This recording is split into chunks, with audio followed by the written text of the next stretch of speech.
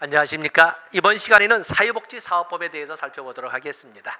사회복지사업법은 1970년에 법률로 제정되어서 우리나라 사회복지사 서비스에 대한 그 근거법률로서 또 기본법으로서 역할을 다하고 있습니다. 먼저 우리가 시험용으로 접근할 적에 볼 것이 바로 사회복지사업의 기본 이념입니다.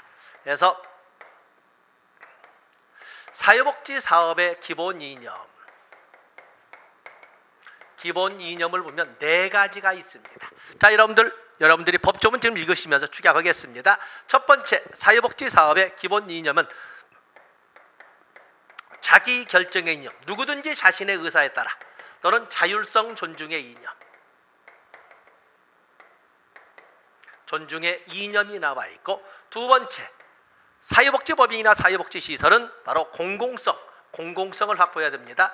공공성의 이념. 세 번째, 사회복지를 필요하는 사람들의 인권 보장의 이념. 그리고 네 번째, 선택권 보장의 이념.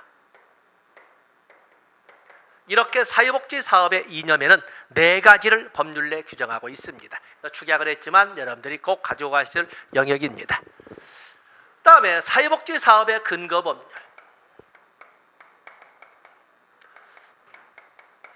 자, 사회복지 사업의 근거법은 아주 많은 법률들이 이렇게 계속 해마다 늘어나고 있었습니다만 앞으로도 계속 늘어나게 될 겁니다. 그걸 인지해서 이제는 그 허에다가 그 밖에 대통령령으로 정하는 법률로 이렇게 함으로써 더 이상 기재는 하지 않겠다.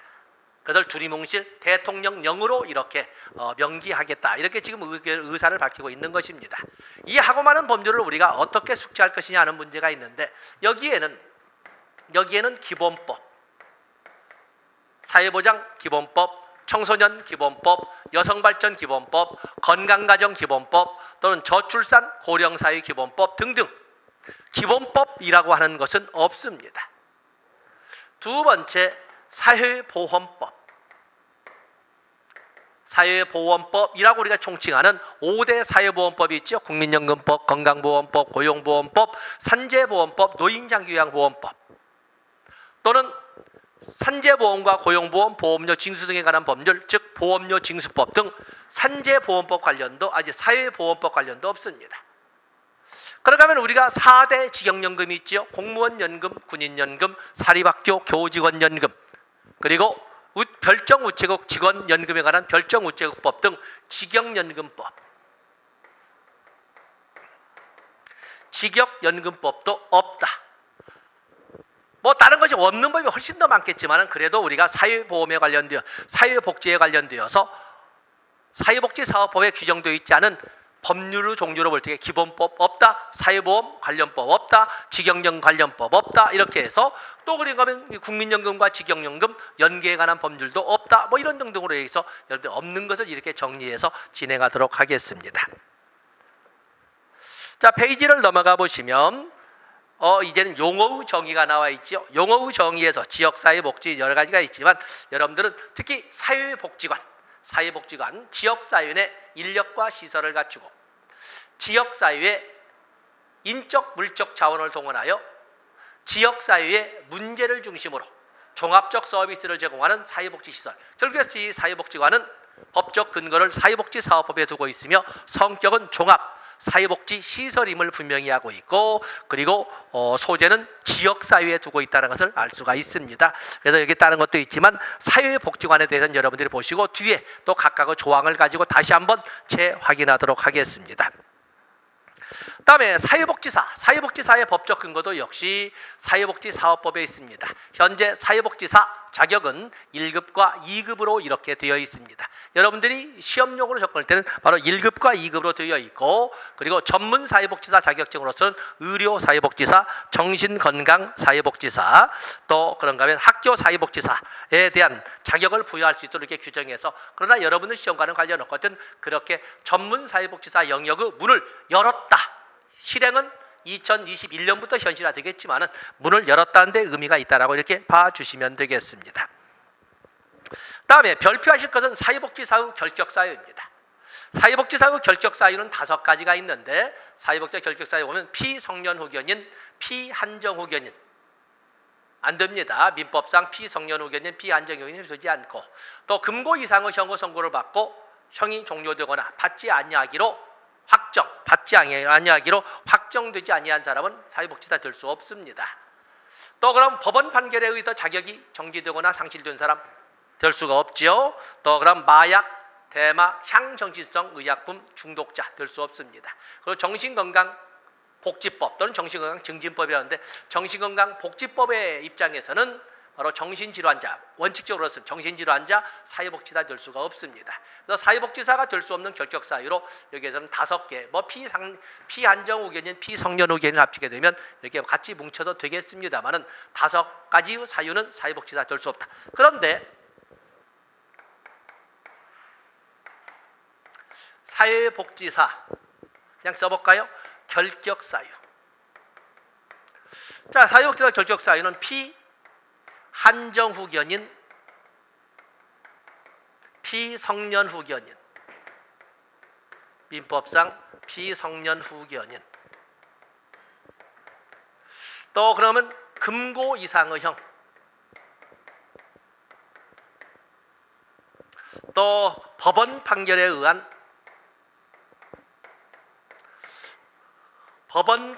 의한 자격 정지나 자격 상실, 또 그러면 대마, 마약, 향정신성 의약품 중독자 될 수 없습니다. 그리고 정신건강복지법에 근거한 정신질환자 사회복지사 될 수 없습니다. 그런데 알코올 중독자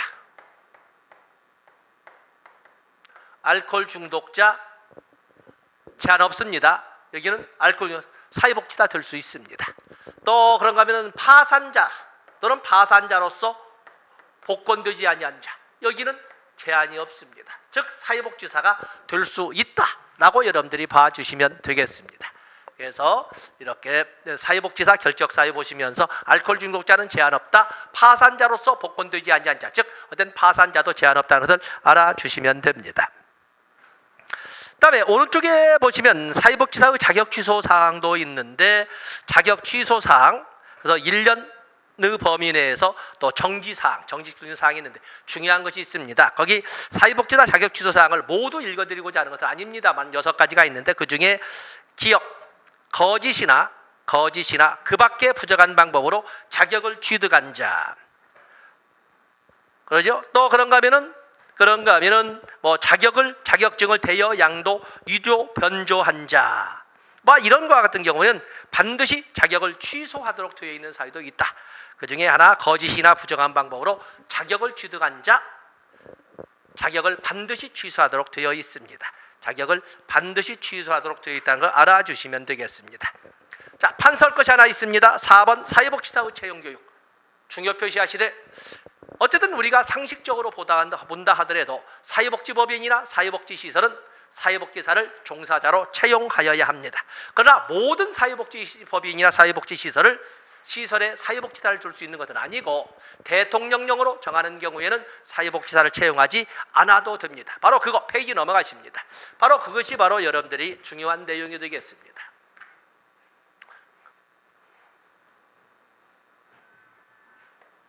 그래서 사회복지사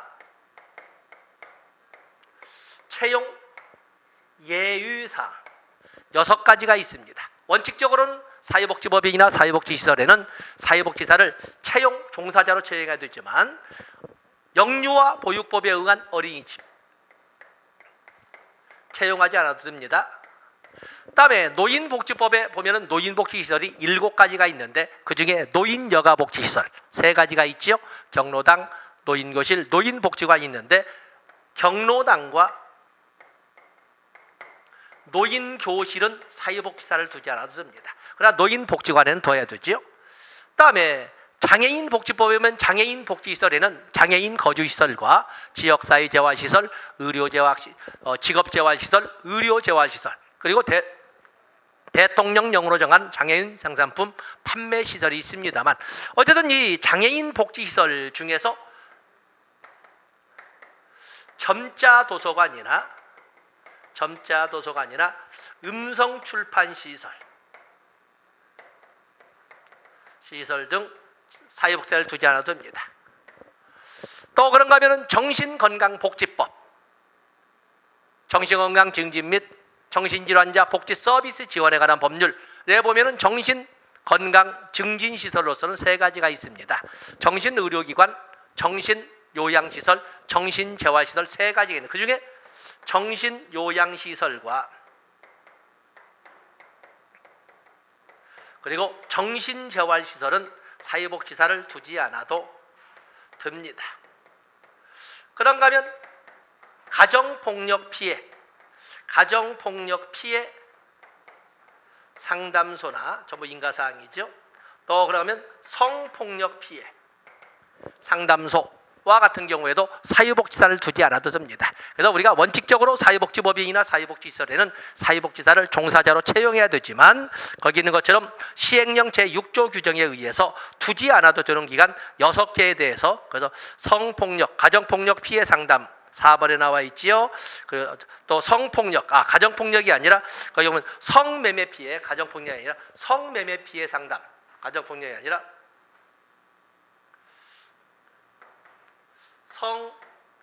성매매 피해 상담소나 성폭력 피해 상담소에는 사회복지사를, 여기 전문가인 상담사가 있기 때문에 두지 않아도 되도록 이렇게 규정을 하고 있는 것입니다. 다음에 기본적으로 나와 있지만 법조문을 읽어보겠습니다. 지문으로 곧잘 나와서 거기에 보시면 박스 밑에 보건복지부 장관은 사회복지사 자질 향상을 위하여 필요하다고 인정하면 사회복지사에게 교육을 받도록 명할 수 있다. 자질 향상을 위한 교육에 대한 명령권은 보건복지부 장관, 시도지사나 시장군수구청장이 아니라 보건복지부 장관에게 있습니다. 다만 사회복지법인, 사회복지시설에 종사하는 사회복지사는 정기적으로 인권에 관한 내용이 포함된 보수교육을 받아야 되는데, 그때 보수교육 후 시간은 8시간 이상으로 되어 있습니다. 모든 사회복지사가 인권에 관한 내용이 포함된 보수교육을 받는 것은 아닙니다. 사회복지법인이나 사회복지시설에 종사하는 사회복지사가 그 보수교육을 받아야 되는데, 그때 시간은 8시간 이상으로 되어 있습니다. 그리고 교육을 이유로 불합리한 처분을 하여서는 아니 된다. 3번에 나와 있지요. 또 교육을 기관이나 단체에 보건복지부 장관이 위탁할 수 있다라는 것도 봐주시면 됩니다.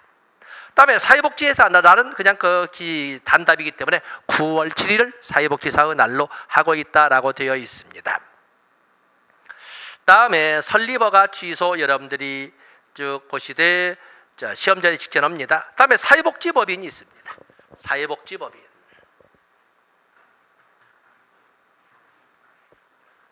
사회복지법인은 다들 중요하겠지만 특히 임원에 관한 사항이 중요합니다.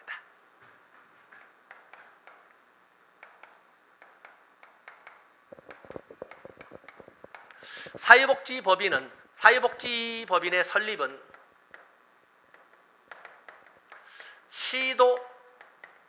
시도지사의 허가사항입니다. 허가사항. 설립이 시도지사 허가이기 때문에 이 사회복지법인의 합병, 사회복지법인끼리 합치는 합병은 당연히 이것도 시도지사의 허가사항입니다. 그런데 문제는 시도를 주소지로 달리하는 경우, 왜냐하면 사회복지법인을 설립할 적에는 시도지사의 허가를 받아야 되는데, 문제는 그 사회복지법인이 합병을 할 적에 같은 시도에 있을 때는 같은 시도니까 시도지사의 허가를 가지고 합병을 하면 되지만, 문제는 시도지를 기준으로 해서 주소지를 달리하는 법인을 합병할 때는 어떻게 할 것이냐 라고 할 적에, 이때는 보건복지부 장관의 보건복지부 장관의 허가를 받아야 하는 예외적 규정을 여러분들이 봐주셔야 됩니다. 다음에 사회복지법인의 정관 변경은 시도지사의 인가사항입니다. 시도지사의 인가사항이 되겠습니다. 다음에 사회복지법인의 재산. 사회복지법인은 운영에 필요한 재산을 보유하여야 되는데 이 재산은 크게 둘로 나누게 되는데 기본재산과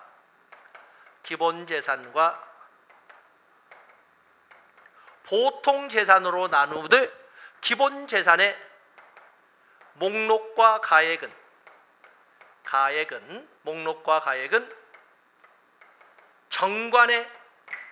정관에 기재하도록 되어 있다는 것도 봐주셔야 됩니다. 원칙적으로 사회복지법인은 운영에 필요한 재산을 소유하여야 됩니다. 그러나 사회복지법인으로 보는 많은 사회복지협의회와 같은 경우에는 사회복지법인으로 보면서도 바로 이 재산 소유 규정은 적용하지 않습니다. 그렇기 때문에 사회복지법인에 대해서는 재산 규정이 적용되지 않는 경우가 많다라고 이렇게 설명할 수가 있는 것입니다.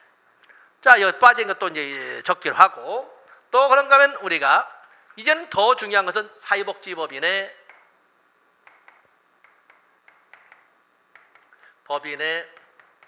임원입니다. 사회복지법인의 임원은 이사 7명, 대표이사 포함 이사 7명, 대표이사 1명 포함하여 이사 7명, 감사 2명 이상을 두도록 되어 있습니다. 결혼 시 2달 이내에 보충하도록 되어 있습니다. 2달 이내에. 임기는 이사 3년, 감사 2년으로 하되 연임이 가능합니다. 연임이 가능하죠. 외국인 이사는 현원 이사의 2분의 1 미만 두도록 하고 있고, 당연히 외국인도 이사로 등재가 되면 당연히 임기는 3년으로 하되, 그리고 그 연임이 하게 될 겁니다. 그리고 사회복지법인의 임원은 겸직 금지가 의무가 있습니다. 겸직 금지. 단 이사는 시설의 장은 가능합니다. 감사는 아무것도 못하지만 시설의 장은 가능하다. 거기에 또 이 빠져 있는 것 집어넣기로 하겠습니다. 자, 교재 보십니다. 자, 사회복지법인을 설립하려는 자는 제16조 시도지사의 허가를 받아야 된다. 그리고 법인을 사망해 보시면 법인의 정관을 변경하려고 할 때는 시도지사의 인가를 받아야 한다. 자, 이런 내용 다 반사했습니다. 다음에 중요한 것이 페이지 넘어가셨습니까? 거기 18조로 나와 있는 임원이 아주 곧잘 나옵니다. 임원. 그래서 임원은 대표이사를 포함해서 이사 7명, 감사 2명 이상으로 하되, 그렇죠? 그리고 2항은 지금 이제 판사 안 했습니다. 그리고 이사 사항에 보시면 이사의 임기는 3년, 감사의 임기는 2년으로 하되 연임할 수 있도록 하고 있고, 외국인 이사도 둘 수 있는데 현원 이사의 2분의 1 미만을 두도록 하고 있습니다. 그리고 2항을 보시면 판서지는 내용, 사회복지법인의 이사의 3분의 1은 사회복지법인의 이사 정원의 3분의 1은 시도 사회보장위원회와 지역사회보장협의체에서 3배수로 추천한 사람 중에서 선임하도록 이렇게 규정되어 있습니다. 그런가 하면 오른쪽 페이지에 보면 사회복지법인의 임원은 겸직금지가 되어 있죠. 그렇기 때문에 원칙적으로는 어느 것도 겸해서는 안 되나, 단 사회복지법인의 이사는 시설의 장은 겸할 수 있도록 이렇게 해서 해놓고, 그리고 결혼이 있을 때 2달 이내에 보충하도록 사망에 규정을 하고 있습니다. 2항과 3항 보시고, 다음에 재산 규정도 말씀드렸죠. 사회복지법인은 운영에 필요한 재산을 소유하여야 하는데 그 재산은 기본재산과 보통재산으로 구분하되, 기본재산은 목록과 가액을 정관에 기재하도록 이렇게 기속행위로 정관에 적어야 한다 이렇게 되어 있죠. 다음에 남은 재산 처리가 곧잘 나오는 문제가 되겠는데 보겠습니다. 해산한 법인의 남은 재산은 정관으로 정하는 바에 따라 국가나 지방자치단체에 귀속됩니다. 아시겠죠?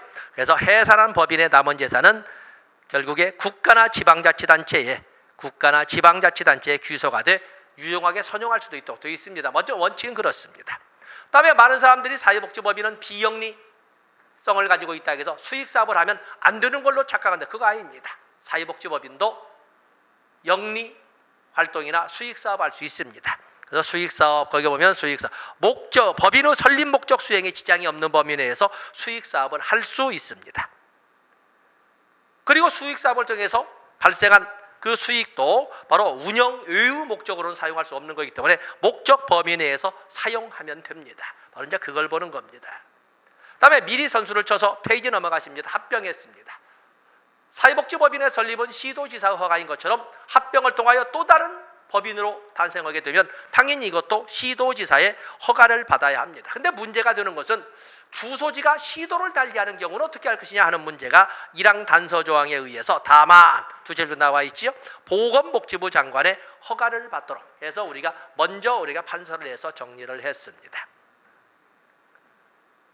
다음에 사회복지협의회 아주 잘 나오는 거지요.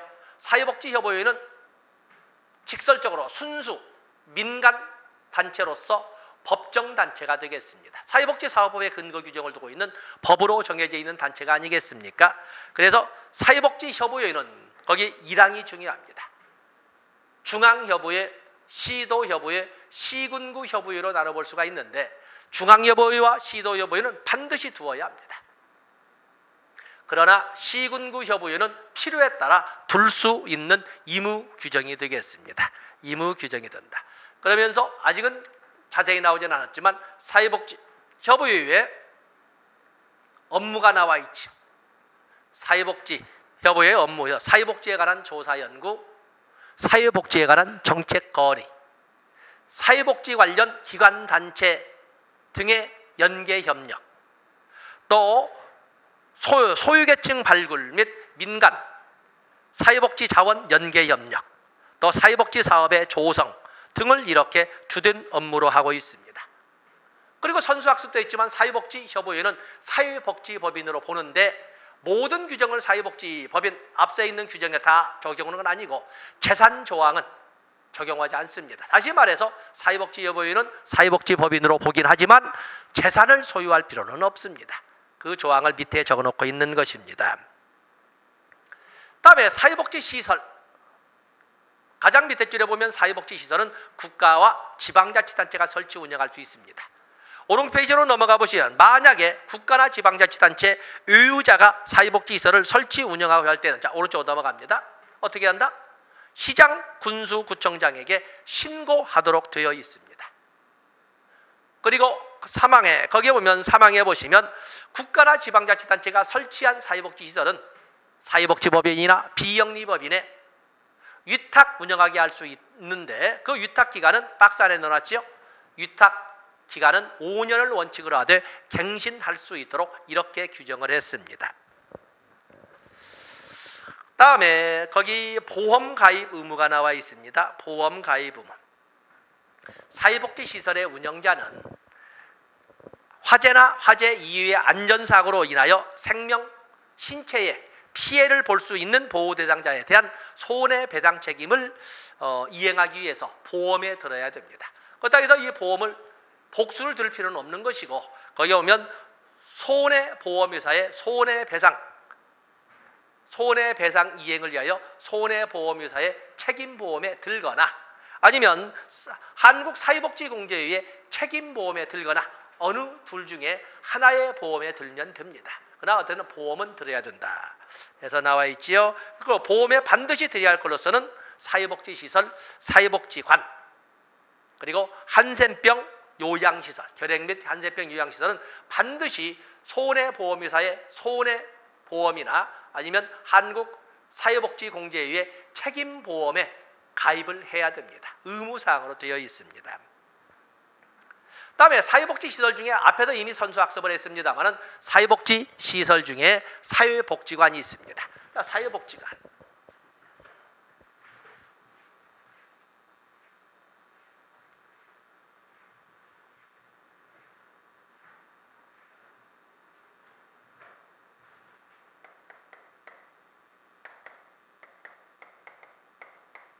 사회복지관의 기원은 임보관 운동에서 짰지요. 사회복지관. 그다음에 사회복지관의 이 사회복지관의 대상은 지역 주민을 원칙으로 하지만 우선 지원 대상도 있지요. 그래서 이 사회복지사업법에 규정되어 있는 것처럼, 자, 조문 보십니다. 교재를 보시면은 바로 지역사회 주민 중에 국민기초생활보장법상의 수급자나 차상위겠죠. 그다음에 노인, 장애인, 다문화 가정, 한부모 가정. 그다음에 직업이나 취업 활성이 필요한 주민이죠. 그다음에 보호나 교육이 필요한 유아, 아동, 청소년, 기타 지역 주민, 이렇게 우선 지원 대상도 있지만 원칙은 지역 주민을 대상으로 해서 이렇게 운영을 합니다. 거기 보면 지역사회복지관이 내서 쭉 나와 있는 지역사회복지관의 정의, 여러분들 보여야 되죠. 정. 그래서 지역사회 내 인력과 시설을 갖추고 지역사회의 인적, 물적 자원을 동원하여 지역사회의 문제를 중심으로 종합적 서비스를 제공하는 사회복지시설이라고 이렇게 결국에 이 사회복지관은 지역사회에 있는 종합사회복지시설입니다. 바로 지역사회 내 지역사회 이게 종합적인 사회복지시설이다. 중요한 것은 바로 지역사회복지관의 사업입니다. 우리가 이미 지역사회복지론에서 선수학습으로 다뤘습니다만 또 맞춤법제는 복수합니다. 이 사회복지관의 사업은 기능별로 분류한다고 그랬죠. 기능별 분류. 그래서 여기에 보면은 사례 관리 기능, 그리고 서비스 제공 기능, 그리고 지역 조직화 기능, 이렇게 3개의 기능으로 되어 있고 각각 사례관리 기능에는 3개, 그리고 서비스 제공 기능에는 4개, 그리고 조직화 기능에는 3개의 사업 분야가 있다. 그래서 지역복지원에 나온 것처럼 여기 보면 사례 발굴 사업, 또 사례 개입 사업, 또 서비스 연계 사업, 이렇게 사례 관리 기능에는 3개의 사업 분야가 있다고 되어 있습니다. 그 서비스 제공 기능에는 가족 기능 강화 사업, 지역사회 보호 사업, 그다음에 청소년이나 노인을 대상으로 하는 교육 문화 사업, 또 자활 지원 사업, 이렇게 서비스 제공 기능에는 4개의 사업 분야가 있도록 이렇게 규정을 하고 있습니다. 그에 비해서 지역 조직화 기능에는 복지 네트워크 사업 분야가 있고 주민 조직화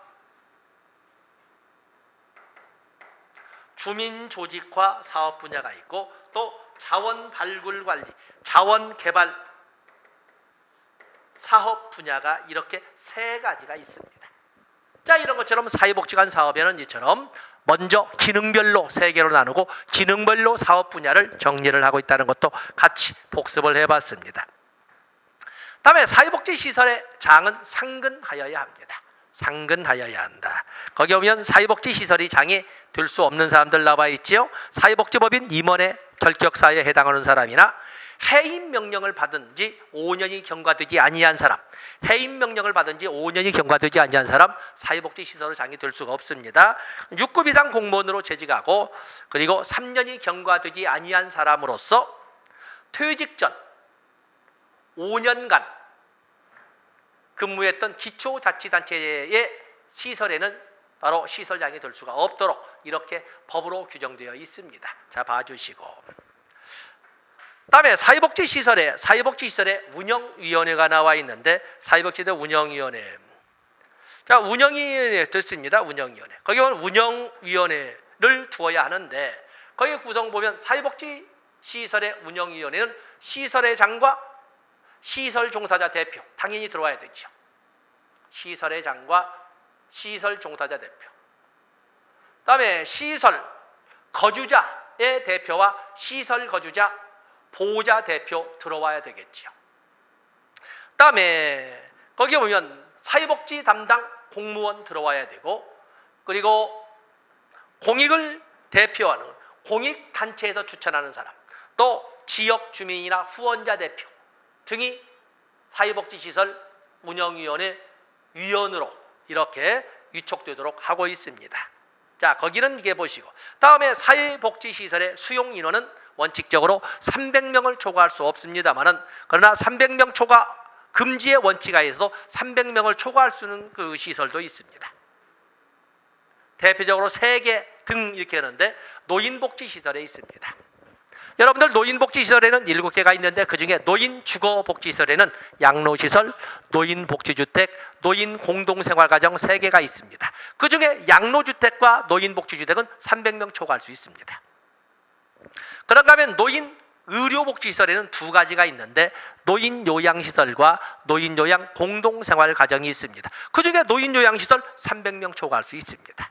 또 기타도 있습니다. 어쨌든 이렇게 원칙은 300명을 초과할 수 없으나 300명을 초과할 수 있는 시설에는 노인주거복지시설 중에 2개, 노인의료복지시설 중에 하나 해서 3개는 분명히 300명을 초과해도 된다라는 것을 볼 수가 있습니다. 다음에 우리나라에서 재가복지라든지 지역사회복지 또는 지역사회보호가 본격화되는 것은 1980년대 후반부터입니다. 그래서 1987년 이런 전후에서 많은 지역사회복지나 지역사회보호나 재가복지가 활성화되면서 사회복지관이 급증합니다. 바로 이 재가복지 서비스의 핵심 3가지 페이지 넘어가시면 넘어가셔서 이 3가지를 보시면 가정봉사 서비스, 페이지 넘어가 단기보호 서비스 그리고 주간보호 서비스 이렇게 3가지가 핵심 서비스라는 것을 알아주시면 되겠습니다. 다음에 사회복지 서비스가 이루어지는 거기 보면 보건복지부 장관은 시도지사 및 시장군수구청장에게 사회복지 사업의 수행에 필요한 비용을 지원할 수 있다. 보건복지부 장관은 사회보장급여 후 이용 제공 및 수급권자 발굴에 관한 법률에 대한 평가 결과를 반영하여 지원할 수 있다. 자, 이것도 봐주십니다. 다음에 사회복지시설은 서비스 최저 기준이 정해져 있습니다. 바로 사회복지시설의 서비스 최저 기준은 누가 정하냐면은 바로 보건복지부 장관이 정하도록 되어 있습니다.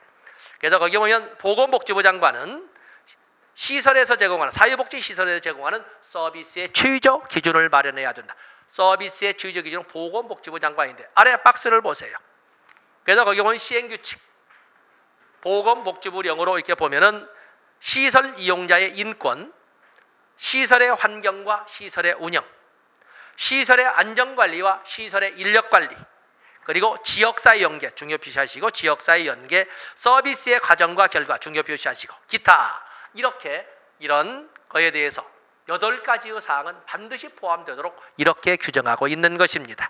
그래서 사회복지시설의 서비스 최저 기준은 보건복지부 장관이 정하되 바로 이용자의 인권, 시설의 환경과 시설의 운영, 시설의 안전관리와 시설의 인력관리, 그리고 지역사회 연계, 서비스, 그리고 서비스의 과정과 결과, 기타 이렇게 구성된. 자, 거기도 우리가 한 번쯤은 나올 때가 됐다라고 미리 말씀드리겠습니다. 다음에 시설평가 중요 표시하시고, 사회복지시설은 3년에 한 번은 평가를 받도록 되어 있습니다. 3년마다 평가를 실시하죠. 자, 이제 요것은 연역이 중요합니다. 1997년 사회복지사업법 개정을 통해서 뭐가 바뀌냐면 1970년에 사회복지사업법이 제정되었을 때 사회복지시설의 설치 운영은 허가제였습니다. 그들 1997년 사회복지시설 설립의 허가제를 신고제로 바꾸게 됩니다. 문제는 허가제를 신고제로 바꿨다라고 하는 것은 그만큼 통제 범위에서 사회복지시설이 자유로워졌다는 것을 말합니다. 바로 그 사각지대를 메우기 위해서 새로이 신설한 것이 사회복지시설 평가제가 되겠습니다. 그래서 사회복지시설 평가 제1차 사회복지시설의 평가는 1999년부터 3년 단위로 이렇게 시행되고 있는 것입니다. 그래서 사회복지시설 평가 3년에 한 번씩인데 그 배경에는 사회복지시설 설립의 허가제를 신고제로 바꾸면서 그 사각지대를 메꾸려는 의도가 담겨 있었다. 그래서 법률 개정은 1997년에 개정이 되었으나 실행은 1999년에 1차 시설평가가 있었다. 이렇게 봐주시면 되겠습니다. 그다음에 사회복지협의회, 한국사회복지협의회가 나와 있는데 거기는 1항을 보시면 되겠죠. 거기 보시면 사회복지사는 사회복지에 관한 전문 지식과 기술을 개발 보급하고 사회복지사의 자질 향상을 위한 교육훈련을 실시하며 사회복지사 복지 증진을 도모하기 위하여 한국사회복지사협회를 설립한다. 그래서 범위는 그렇습니다만 어쨌든 이 한국사회복지사협회도 사회복지사업법에 근거를 두고 있는 법정 단체임을 여러분들이 분명히 알고 있어야 되겠습니다. 그래서 거기에서 시행령의 그 업무까지 나왔습니다만 거기까지는 제가 여러분에게 강요하지는 않겠습니다. 다음에 박스 밑에 52조, 제52조 보면은 보건복지부 장관 또는 시도지사의 권한은 대통령령으로 정하는 바에 따라 시도지사나 시장, 군수구청장에게 유임할 수 있도록 이렇게 하고 있고, 또 그러면 보건복지부 장관은 업무의 일부를 전담기구나 사회복지 관련 기관이나 단체에도 위탁할 수 있습니다. 그렇기 때문에 보건복지부 장관이나 시도지사가 그 업무의 일부를 그 하위 행정기관의 성격을 가지고 있는 시도지사나 시장군수구청장에게도 유임할 수 있지만 그것을 소위 사회복지 전담기구나 사회복지 관련 기관단체에도 위탁할 수도 있다는 것을 여러분들이 알아주시면 되겠습니다. 자, 이렇게 해서 우리가 다시 사회복지사업법에 대해서 정독을 했다고 보겠습니다. 자, 이 시간은 여기까지 하고 다음 시간에는 사회복지사업법의 출제 범위를 일부 뺏어간 사회보장급여법, 사회보장급여의 이용 제공 및 수급권자 발굴에 대한 법률에 대해서 일독하도록 하겠습니다. 고맙습니다.